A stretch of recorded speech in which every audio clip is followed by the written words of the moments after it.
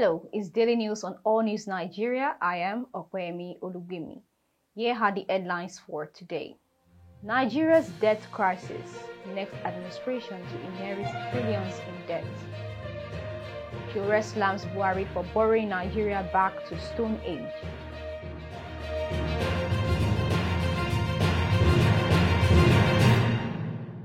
Welcome back. Now the news in details.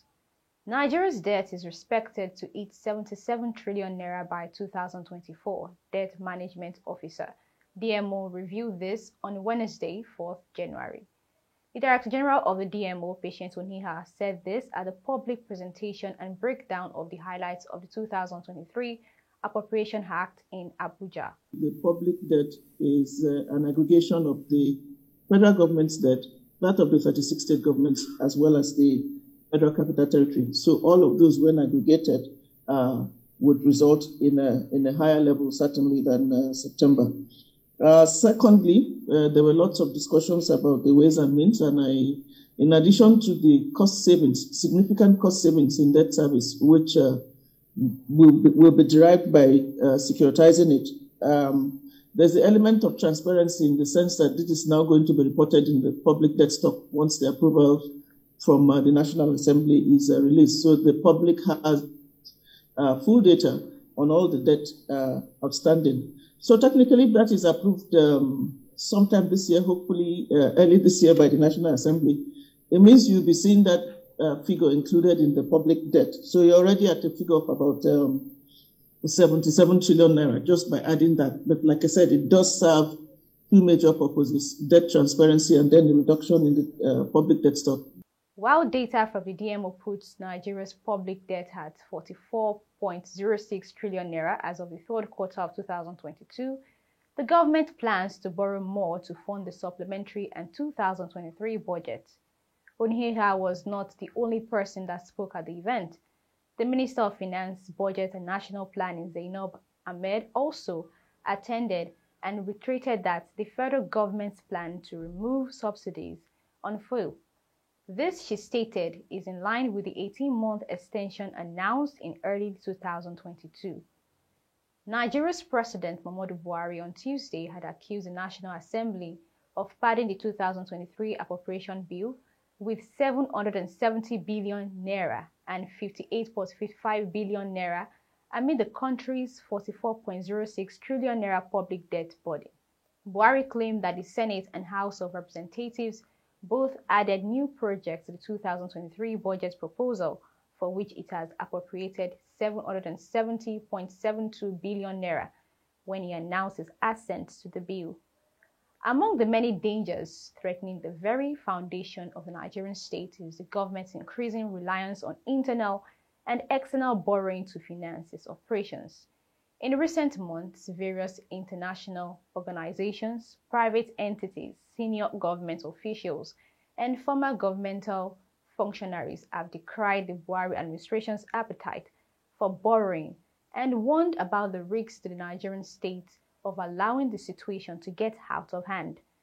The gravity of Nigeria's debt situation is captured by the following statistics. Between 1999 and 2021, local and external federal government borrowings jumped from 3.55 trillion naira to 26.91 trillion naira, an increase of 658%. While much of that increase has taken place under the Buhari administration, for instance, that's overseen 300% rise in foreign debt alone, it is by no means the only culprit. While external debt declined from $28.04 to $2.11 during the Olusegun Obasanjo era, that's 1999 to 2007, it rose under the successive Musa Yar'Adua and Goodluck Jonathan administrations. Under the latter, the federal government component of the total public debt increased from 6.17 trillion naira in 2011 to 9.8 trillion naira in 2015. A 58.8% jump. With a total public debt stock of 41.6 trillion naira, Nigeria's debt to GDP ratio stands at 23%. In July 2022, the Minister of Finance, Budget and National Planning, Zainab Ahmed, revealed that at 1.94 trillion naira, the cost of debt servicing has surpassed the government's retained revenue of 1.63 trillion naira, leaving it at 300 billion naira in the hole. It goes without saying that the Nigerian economy has taken a hit from the combined fallout of the COVID-19 epidemic and the Russian invasion of Ukraine. While COVID and the Ukraine conflict have buffeted the Nigerian economy, most of its woes stems from decades of systematic profligacy, mismanagement, and corruption. For example, although Russia's invasion of Ukraine drove up the price of oil in the global market, Nigeria could not take advantage because of the country currently refines almost none of its own crude oil. For the foreseeable future, Nigeria seems trapped in a recurrent loop of profligate spending, of fettered borrowing, and cascading revenue.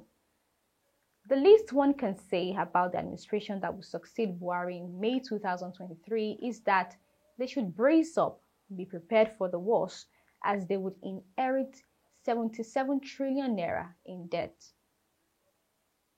Similarly, following the recent revelation of the nation's debt pandemic of about 77 trillion naira, the presidential candidate of the African Action Congress, AAC, Omoyele Sowore, on Thursday, accused President Muhammadu Buhari of borrowing Nigeria back to Stone Age. Sowore vowed that if elected president in 2023, the repayment of the 77 trillion naira in debt amassed by the previous administration will be suspended until a thorough audit is conducted. I'm not repaying any debt until the audits are properly done, and because we need the money to fix the country. But Buhari has borrowed Nigeria back to the Stone Age. Everybody has agreed on that.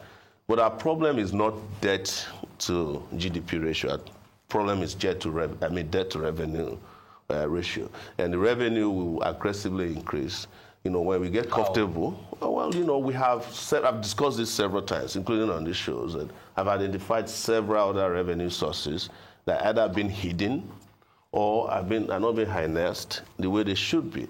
Sowore, who played host to a television presidential interview in Lagos, also explained that his government would prefer to use available resources on infrastructure development in addition to other urgent needs of the nation, rather than paying down the 77 trillion naira debt.